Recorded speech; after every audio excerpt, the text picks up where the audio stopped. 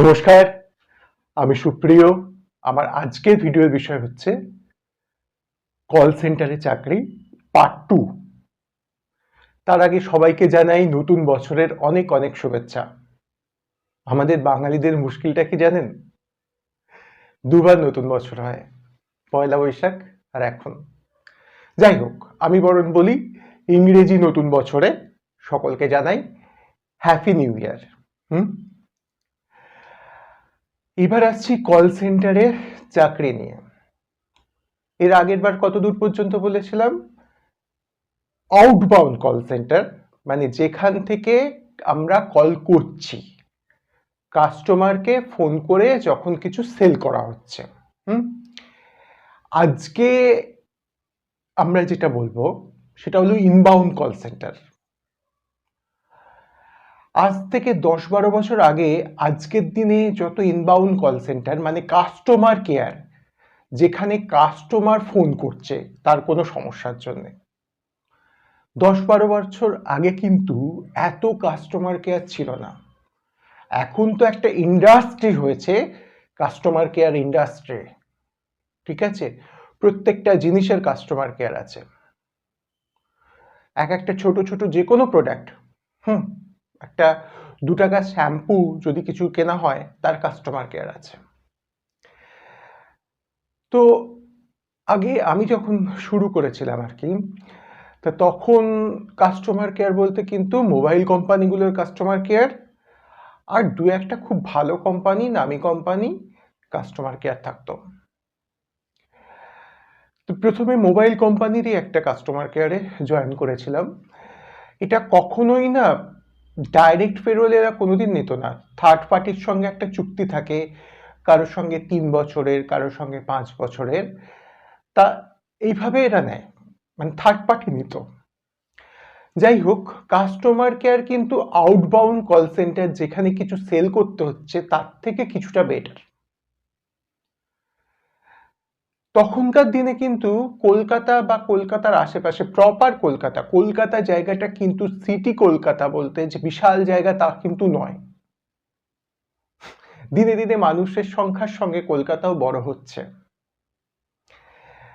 তা প্রপার কলকাতা থেকে কেউ কিন্তু এই ধরনের কাজে আসতো না, তারা তাদের কেরিয়ার নিয়ে ব্যস্ত ছিল। আমরা যারা শহরতলি, হাওড়া, একবারে হাওড়ার ভেতর দিকে থাকি, হাওড়াও প্রপার টাউনে নয়, একবারে যাকে লেখা হয় গ্রাম, এরকম জায়গায় থাকি, তারাই তখন কল সেন্টারে চাকরির জন্য আসতো। সকালে থাকলে একবার পিক আপ দেওয়া হতো, সেই দিন হুগলি ব্রিজ দিয়ে আসা যাওয়া হতো, আর রাত্রি হলে বা ভোর রাত হলে ড্রপ দেওয়া হতো। বাসে করে যেতে আসতে এই যে কল সেন্টারগুলো সব ছিল সেক্টর 5-এ, কারোরই বাড়ি কিন্তু কাছাকাছি ছিল না। বাসে করে যেতে আসতে অনেকটা সময় চলে যেত। আমি আমার ক্ষেত্রে বলি, আমার যেতে 2 ঘন্টা 15 মিনিট, আসতে 2 ঘন্টা 15 মিনিট লাগতো পাক্কা। তারপর তো গাড়ির প্রবলেম ইত্যাদি ইত্যাদি এগুলো আছে। মানে একটা মানুষ ধরুন ওখানে 8-10 ঘন্টা কাজ করছে, এখানেও টার্গেট থাকে ইনবাউন্ডে এতগুলো কল নিতে হবে, সব একটা সফটওয়্যারে দেখা যায়। এবং কাস্টমার যতক্ষণ কল না কাটছে ততক্ষণ কিন্তু কল কাটা যায় না। কাস্টমার যা মানে গালাগালিটা মানে সরাসরি দেয় না, সরাসরি দিলে কেটে দেওয়া যায়, এখন যা কথা বলে সেটা শুনতে হয়। সব থেকে আশ্চর্যের ব্যাপার কি জানেন? কাস্টমার কেয়ার এক্সিকিউটিভ, মানে ইনবাউন্ড কল সেন্টারের ওপাশে যারা বসে আছে, যাদেরকে আমরা ফোন করি, আমি এখনো করি, এই অনলাইনে শপিং করলে বিভিন্ন জিনিসপত্র নিয়ে ফোন করতে হয়, তো তাদের হাতে কিন্তু করবার কিছু নেই, ছকে বাঁধা কিছু কথা, কিছু ডায়লগ মুখস্থ করতে হয়। আমাদেরও হতো, সেটাই সারাদিন ধরে 8-9 ঘন্টা ধরে বলে যেতে হয়, একই ডায়লগ, একই গ্রিটিংস, একই ক্লোজিং। কল সেন্টারে সকলের কিন্তু একটা করে নাম থাকে, তবে প্রথম দিকে না, আমি বলবো যদি কেউ কোনো এক্সামের পর 3 মাস ছুটি পেল, সে টাকার জন্য কল সেন্টার, কিছু পকেট মানির জন্য কল সেন্টারে জব করতে চাইছে, ঠিক আছে।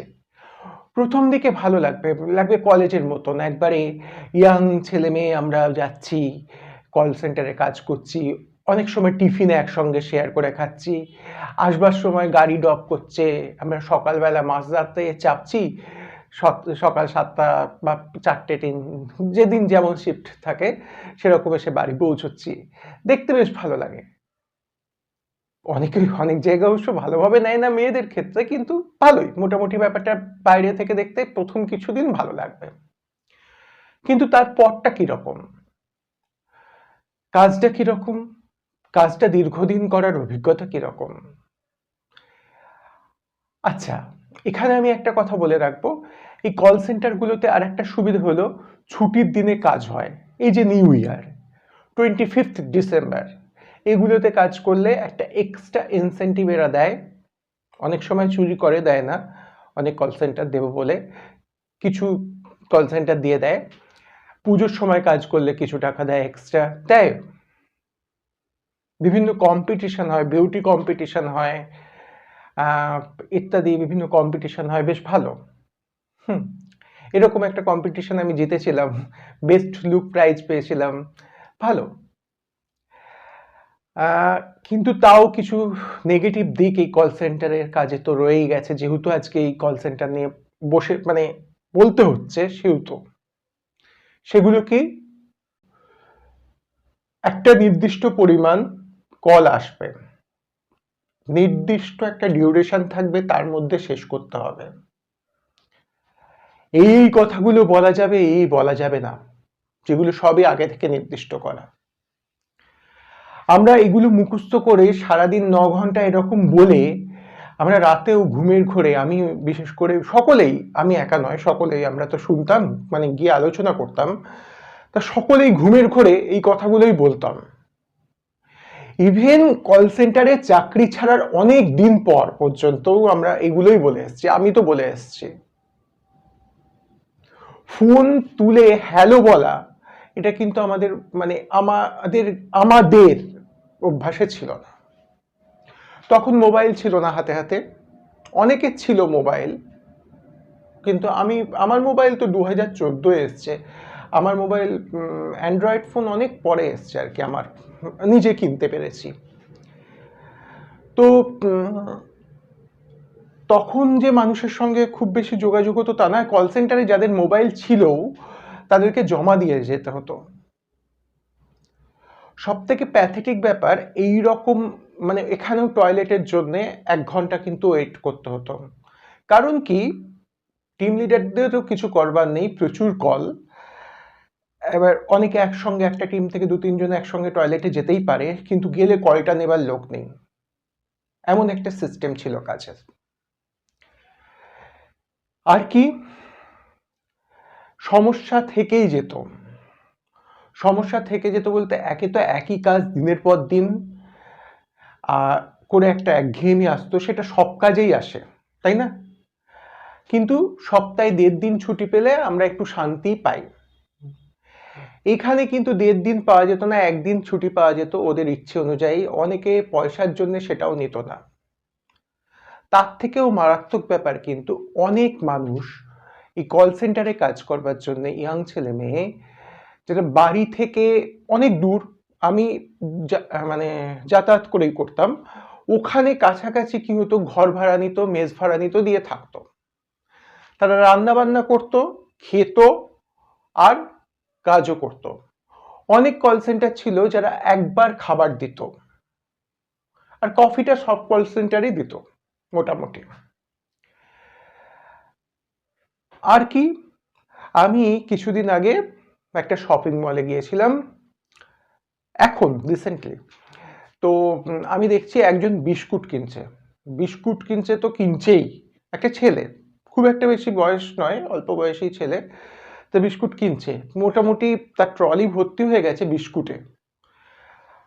আমি তাকে জিজ্ঞেস করলাম, মানে বিস্কুট খেলে মোটা হয়ে যায় বেসিক্যালি, আমার তো সবসময় সচেতন থাকতে হয়, তা আমি তাকে জিজ্ঞেস করলাম এত বিস্কুট কে খাবে। সে বলল সে একা থাকে, সে কল সেন্টারে চাকরি করে, এবং তার বিস্কুট খেয়েই দিন কাটে। সত্যি তাই, কল সেন্টারে চাকরি করলে যদি কেউ ঘর ভাড়া নিয়েও থাকে কাছাকাছি, এমন একটা শিডিউল, এমন একটা লাইফ, বিস্কুট খেয়ে দিন কাটাতে হয়, সময় পাওয়া যায় না। তারপর রয়েছে এদের রোজ দুদিন অন্তর মিটিং। কিসের এত মিটিং জানি না, একই কথা 500 বার। দুদিন অন্তর ট্রেনিং, এসবগুলো ওই নির্দিষ্ট সময়ের মধ্যে হয় না, ওই 9 ঘন্টার থেকে বাড়িয়ে, মানে কখনো কাজটা 10 ঘন্টা, 12 ঘন্টা, 13 ঘন্টায় গিয়ে দাঁড়াচ্ছে। এরপর এই মানুষগুলোকে গিয়ে রান্না বান্না করে খেতে হচ্ছে। আর যাদের আমার মতন 2 ঘন্টা 15 মিনিট, 2 ঘন্টা 15 মিনিট, 4 ঘন্টা 4.5 ঘন্টা ডিস্টেন্সে থাকতে হয়, তাদের অবস্থা তো বুঝতেই পারছেন। অনেকে কিন্তু থাকতো, কি করবে লোকে, কাজ নেই যে, চাকরি বাকরি চিরকালই চাকরি বাকরি পাওয়া যেত না। আজ থেকে 500 বছর আগেও সম্ভবত তাই ছিল, 50 বছর আগে তো ছিলই চাকরি বাকরি নিয়ে সমস্যা। স্বামী বিবেকানন্দ চাকরি খুঁজছেন, এটাও হয়েছে। তো এই হলো কল সেন্টার। সব থেকে বড় কথা ছিল যে এই ধরনের কাজ করে কল সেন্টারে যে কাস্টমার কেয়ার এক্সিকিউটিভ আমরা যারা ছিলাম, এখন যারা আছে, তারা কিছু সমাধান করতে পারে না। ধরুন নেটওয়ার্কের প্রবলেম, এখন নেটওয়ার্ক যেমনি বেড়েছে, মোবাইলের সংখ্যাও বেড়েছে, ব্যবহারকারী ইউজার্স বেড়েছে, তো সেখানে এখনো নেটওয়ার্কের প্রবলেম অনেক জায়গায় আছে। সেটা নিয়ে ফোন করলো একটা কাস্টমার কেয়ার এক্সিকিউটিভ, কি করবে? নেটওয়ার্ক একটা কি করে সমাধান করবে নেটওয়ার্ক প্রবলেম? কিছু করবার নেই। সেরকমই মানে খুব অল্প সমস্যা ছিল যেগুলো আমরা সমাধান করতে পারতাম। একমাত্র আমার মনে আছে রাতের দিকে আমরা যদি কাজ করতাম একটু রিলিফ পেতাম, নাইট শিফটে একটু কম কল আসতো। কিন্তু মুশকিল হলো রাতের দিকে গোটা ওয়েস্ট বেঙ্গল থেকে কল আসছে না, টোল ফ্রি একটা নাম্বার, ফ্রি একটা নাম্বার, অনেক মানুষ আছে যাদের কাজ নেই, সেই নিশাচররা তখন রাত্রিবেলা ফোন করত এবং টাইম পাস করত। যাই হোক, আমরা কিন্তু ফোন কাটতে পারতাম না, কখনোই কোনো কল সেন্টার এক্সিকিউটিভ ফোন কাটতে পারে না। এ তো গেল একটা দিক। আজ যেটা সমস্যা হতো সেটা বলি, এই যে একই রকম কাজ দীর্ঘদিন ধরে করছে, কোনো ছুটি নেই, ছুটি থাকলেও সেটা এত অল্প পরিসর, মানে কি সপ্তাহে একটা দিন ছুটি, পুজোয় 4টে দিন ছুটি নেই, পয়সা দিচ্ছে বেশি কাজ করতেই হবে, নিউ ইয়ারে ছুটি নেই, এক্সট্রা কোনো ছুটি নেই, কাজে মানুষের দম আটকানো একটা পরিবেশ হতো। যেটা সব থেকে মারাত্মক ছিল নেশা করবার প্রবণতা। একে তো ভালো মন্দ বোঝার বয়স, ওই সময় 18 বছরে আমরা স্বাবলম্বী হই, ঠিক আছে, এমন নয় তো 18 বছর হওয়ার পরেই আমরা একবারে সবকিছু জেনে গেলাম। জীবন রোজ নতুন করে একটা পাতা আমাদের পড়তে শেখায়। জীবনে যেটা পয়সা দিয়ে কোনোভাবে পাওয়া যায় না সেটা হলো অভিজ্ঞতা। তো সেই প্রথম দিকের একঘেয়েমিগুলো কাটাবার জন্যে কল সেন্টারে 99.9 মানে এভরিবডি নেশা করত। ড্রিঙ্কস সপ্তাহে একদিন দুদিন তাও নয় মেনে নিলাম, কিন্তু নেশা, নিয়মিত নেশা করতো, এবং যারা বাড়ির বাইরে থাকতো, যেসব শুধু ছেলেরা নয় মেয়েরা, তারা নেশা করত। অনেক ওয়াইন আছে যেগুলোর গন্ধ নেই, সেগুলো খেয়ে কিন্তু অনেকে কাজ করতো। আমাদের সঙ্গে কাজ করতো আমাদেরই এক বান্ধবী, তো ধরা পড়ে গেছিল। কি করে? ব্যাগগুলো চেক হতো, ব্যাগগুলোতে একদিন আনছিল, মানে কি হয়, কখনো ব্যাগে জমা দেওয়ার আগে রেখে দিলাম, কোনো একটা সময় উঠে গিয়ে খেয়ে এলো, এরকম একটা হলো। তা বা 10 মিনিটের ব্রেকে বেরিয়ে বাইরে ফিরিয়ে সিগারেটের মধ্যে করে গাঁজা বা অন্য কোনো পাতা, ড্রাগস ইত্যাদি খাওয়া খুব কমন হয়ে যেত। কারণ এমন একটা মনোটোনাস লাইফ ছিল যে চিন্তা করা যায় না। তবে লাইফ আমি মানে পরবর্তীকালে রিয়েলাইজ করেছি, টিভি সিরিয়াল যারা দিনের পর দিন যাদের করতে গিয়ে আমি রিয়েলাইজ করেছি যে তাদের লাইফও ভীষণ মনোটোনাস। যদি সপ্তাহে একটা দিন দুটো দিন ছুটি না দেয়, ছুটি না পাওয়া যায়, ডেইলি কাজ থাকে। আমার জীবনে এরকম অবস্থা এসেছিল, একটা দিনও ছুটি পাচ্ছিলাম না, সেটা যে কি অবস্থায় দাঁড়ায় খুবই মোনোটোনাস। সেখানেও নেশা করবার সম্ভাবনা বাড়ে, এখানেও কল সেন্টারেও কিন্তু নেশা করবার সম্ভাবনা বাড়ে। তো যেহেতু বাড়ির বাইরে ছেলেমেয়েরা থাকতো, সেহেতু কিন্তু নেশা করতো। সেক্সের প্রতি অ্যাডিকশন বাড়ে, নেশার প্রতি অ্যাডিকশন বাড়ে, এগুলো রয়েছে। কিছু এই যে আইটি সেক্টর এমন একটা জায়গা, বা কাস্টমার কেয়ার ইন্ডাস্ট্রি এমন একটা জায়গা যেখানে কিন্তু এগুলো ভীষণভাবে বাড়ে, আর একটা পর্যায়ে এর থেকে বেরিয়ে আসতে পারে না। এই যে কল সেন্টারে যারা কাজ করতো তাদের সঙ্গে আজও অনেক বছর পরেও আমার যোগাযোগ আছে। তারা কেমন আছে, এটা একটা প্রশ্ন। দেখা যাক তারা কেমন আছে। অনেকে কি করে, অনেকের হয়তো বাবার দোকান আছে, খুব ছোট চায়ের দোকান, পরবর্তীকালে কিছু পয়সা টয়সা জমিয়ে নিল কল সেন্টারে কাজ করে, সেই দোকানটাকে বড় করে সাজিয়ে আবার চালালো। ঠিক আছে। অনেকে, কারো কাপড়ের দোকান আছে, কারো কিছু মানে খুব ছোটখাটো দোকান, কিন্তু কাপড়ের দোকান বলতে বড় কিছুর কথা বলছি না, ব্যবসা আছে, সেগুলো একটু সাজিয়ে নিয়ে করে। যেটা গ্রামগঞ্জ থেকে কল সেন্টারে চাকরি করতে যায়, তারা কি করে, পরবর্তীকালে নিজে কোনো ছোটখাটো ব্যবসা করে। যারা দাঁড়িয়েছে তাদের কথা বলছি, এমন অনেক মানুষ আছে হারিয়ে গেছে। কত বন্ধু কত বান্ধবী ছিল কল সেন্টারে, তারা কোথায় গেছে, কারোর সঙ্গে যোগাযোগ আছে, কারোর সঙ্গে নেই। কলেজের মতনই একটা পরিবেশ, কিন্তু এখানে কাজ করতে হয়, প্রতিদিন নতুন নতুন মানুষের সঙ্গে দেখা হয়, সেটা খুব ভালো ব্যাপার। প্রতিদিন দিনে হয়তো 120 বা 200 জন মানুষের সঙ্গে, অচেনা মানুষের সঙ্গে কথা বলতে হয়। প্রথম দিকের পক্ষে ভালো ব্যাপার, কিছু দিনের পক্ষে ভালো ব্যাপার, কিন্তু দীর্ঘদিন ধরে যারা কল সেন্টারে কাজ করছে তাদের ক্ষেত্রে আরেকটা সমস্যা দেখা দেয়, সেটা হলো মোটা হয়ে যাওয়া। মানে পাক্কা 8-9 ঘন্টা নড়ে চড়ে একই জায়গায় বসে কাজ করছে, তো এরা কিন্তু মোটা হয়ে যায় খুব সহজে। তাছাড়া কি সমস্যা হয়, তাছাড়া বেশিরভাগই নেশায় জড়িয়ে যায়। শুধুমাত্র যারা কল নিচ্ছে তা নয়, অন্যান্যরা যারা এইরকম একটা শিডিউলে কাজ করে অভ্যস্ত, তারা। আমাদের একজন ট্রেনারকে আমি দেখেছিলাম, খুব ভালো, অনেক পয়সা পেত। তো অনেক এই চাকরিগুলোই কি হয়, যারা একটু উঁচু পদে রয়েছে তারা অনেক ভালো মাইনে পায়।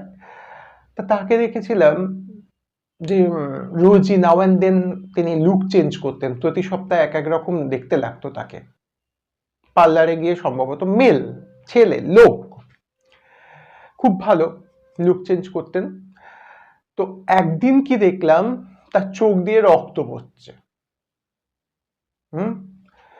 তা পরবর্তীকালে জানতে পারলাম কি, তিনি ড্রাগ নেওয়ার ফলে তার চোখে এইরকম অবস্থা হয়েছে। পরবর্তীকালে তার চাকরিটা গেল, তিনি হসপিটালে ভর্তি হলেন। পয়সা ভালো পাওয়া যায় ঠিক কথা, কিন্তু সেই পয়সা যদি আমার হসপিটালেই দিতে হয়, ডাক্তারকেই দিতে হয়, তাহলে আমার লাভটা কি, তাই না? সত্যি কথা বলতে কি, আমি তো সমস্যার কথা বললাম, কিন্তু সমাধান কোথায়? আর সমাধান কিভাবেই বা হবে, যে হারে লোক সংখ্যা বাড়ছে, কাজ নতুন নতুন কি করে তৈরি হবে? আর যতদিন না মানে কাজ সাফিসিয়েন্ট হবে, ততদিন তো মানুষকে নিজের ইচ্ছের বিরুদ্ধে, পয়সার ইনকামের জন্যে, ফিজিক্যালি বেঁচে থাকবার জন্যে এই চাকরিগুলো করতেই হবে, এই ধরনের কাজ করতেই হবে। চাকরি নয়, জব গুলো করতেই হবে। গভর্নমেন্ট সার্ভিস তো চলে যাচ্ছে দিয়ে, মানে কজন পায়, মানে কজন্মে ভাগ্য করলে তবে পাওয়া যায়, এরকম একটা জায়গায় এসে পৌঁছেছেন। সেখানে কিছু করবার নেই। না, আমি ডিপ্রেশনের কথা বলছি না, কিন্তু এই চাকরিগুলোও যদি দীর্ঘদিন ধরে করা যায়, ফলাফলটা কি? ডিপ্রেশন। আজকে ডিপ্রেশনের রেট এত বেড়েছে কেন?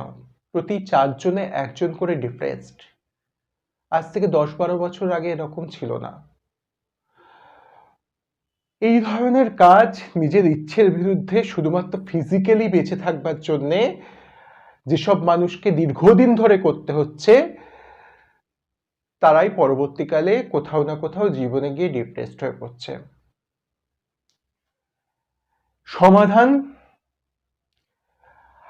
সমাধান আছে। যখন এগুলো হতো, এই যে ম্যানেজমেন্ট যখন এরকম করতো, তার সঙ্গে একটা HR টিম ছিল যারা এই মানুষদের এন্টারটেন করবার একটা ব্যবস্থা করতো, নামে লোক দেখানো। আসল ব্যাপার কিন্তু আখের রস নিকড়ে নেয়া, পুরো ছিবড়ে করে দেয়া। তা এই HR টিমরা বিভিন্ন রকম নাটক করতো। আমি একটা নাটক হয়েছিল, ডিরেকশন দিয়েছিলাম। কল সেন্টারের মধ্যে অনেকে কিন্তু ভালো অভিনয় করতো। তখন অরিন্দম আর পিয়ালি বলে একজন ছিল মেয়ে, তা এদের নিয়ে নাটকটা করা হয়েছিল, বেশ ভালো হয়েছিল। এরকম খুব কম হতো আগে, রিক্রিয়েশন করবার, মানুষকে কিছুটা আনন্দ দেবার চেষ্টা কম হতো, এরই মধ্যে ছিল সেগুলো। খেলাধুলা, মানে খেলাধুলা বলতে কি আউটডোর গেম নয়, বিভিন্ন ইনডোর গেম ছিল, কিন্তু সেগুলো লোক দেখানো ছিল, করবার কোনো সময় দেওয়া হতো না। কিন্তু অনেক বছর পর আজকে কি দেখলাম, কোম্পানিগুলো কি এরকমই আছে? না, যদিও কোম্পানিগুলো সবসময় লোক পেয়ে যাচ্ছে বলে এরকম করে, কিন্তু কোম্পানিগুলোও তাদের নীতি কিছু বদলেছে। তখন আমি ভাবতাম আমি অ্যাডজাস্ট করতে পারছি না, আমারই সমস্যা। না, সমস্যাটা সকলের। কেউ নেশা করে নিজেকে ভুলে থাকছে, সেটা আর একটা বড় সমস্যার লক্ষণ। আমায় লোকে বলতো আমি চাকরি করতে পারি না,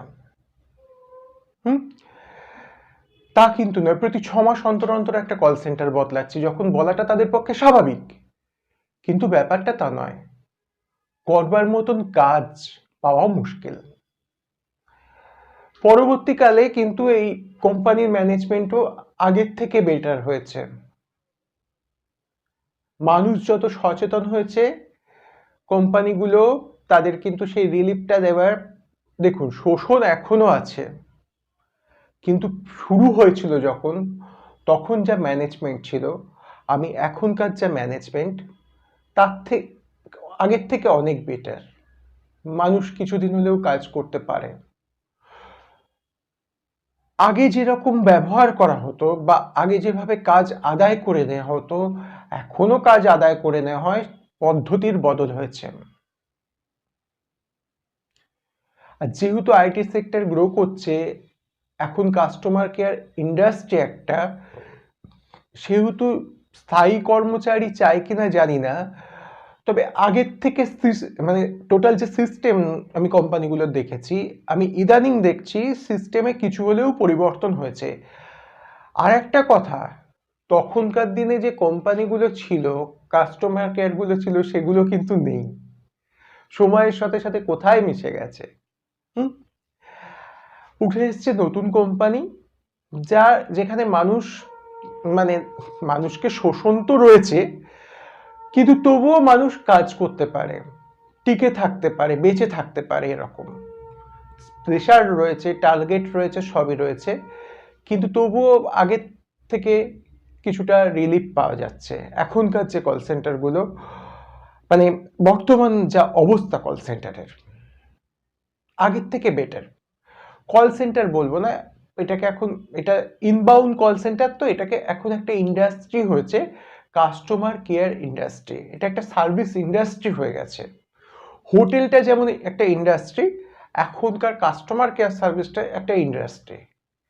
এবং যারা বসে কাজ করতে চায় নির্দিষ্ট একটা ছায়ায়, তাদের পক্ষে কিন্তু এটা, মানে তারা কিন্তু কন্টিনিউ করছে।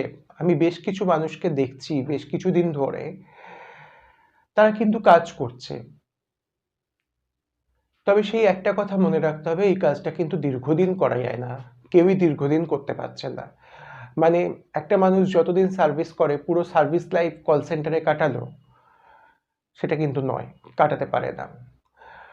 কাস্টমার কেয়ার এক্সিকিউটিভ আজকের দিনে একটা ইন্ডাস্ট্রি, কাস্টমার কেয়ার ইন্ডাস্ট্রি হয়েছে, কিন্তু সেখানে সেটা কেরিয়ার হতে পারে না। সেখানে ফর টাইম বিং আমি কিছু টাকা রোজগারের জন্যে যেতে পারি, কোনো একটা কোর্স করব, তার খরচা যদি পারমিট করতে কারো প্যারেন্টস না পারে, তো এটা করতে পারে সাময়িকভাবে। কিন্তু এই কল সেন্টার ইনবাউন্ডই হোক আউটবাউন্ডই হোক, এই কাস্টমার কেয়ার ইন্ডাস্ট্রি কখনোই কারো কেরিয়ার হতে পারে না। সে গ্রামে থাকুক, শহরে কেউ যায় না, মানে আলটিমেটলি প্রপার টাউন কলকাতায় খুব কম লোক যায় কল সেন্টারে, তবুও যারা যায় তারাও চিরকালের জন্য যায় না, ফর টাইম বিং যায়। এবং যারা গ্রামগঞ্জ থেকে এসে ওই বাইরেটা দেখে মানে ঘাবড়ে যায়, খুব ইমপ্রেসড হয়ে যায়, তাদের বলবো বাইরে নয়, ভেতর দেখতে হবে, সত্যিকে জেনে তারপর এগোতে হবে। কল সেন্টার সাময়িকভাবে করবার একটা কাজ হতে পারে, একটা জব জাস্ট ফর টাইমিং করবার মতন, কিন্তু কেরিয়ার হতে পারে না, এটা মনে রাখতে হবে। আপনারা আপনাদের মতামত আমাকে জানান, SMS করুন, কল করুন। আমার মেল আইডি হচ্ছে MALLICK মল্লিক SUPRIYO সুপ্রিয় 098@gmail.com। এখানে মেল করে আপনার কথা জানান, সমস্যার কথা জানান, আর কি ভূতের সত্যি ঘটনা থাকলে আমাকে জানান। আমি কিন্তু ভূত আছে বলে যেটা শুরু করেছিলাম তার এপিসোডগুলো আরো বাড়াবো ভাবছি, কিন্তু সঠিক ঘটনা, ভালো ঘটনা পেলে তারপর তো এগোতে পারবো। সেই জন্যে নতুন বছর আপনাদের সকলের ভালো কাটুক, আপনারা ভালো থাকুন, সাবধানে পা ফেলতে হবে, সময় জীবন এরকমই ঘোর কলিকাল, তবুও এগোতে হবে। আজ এই পর্যন্ত, নমস্কার।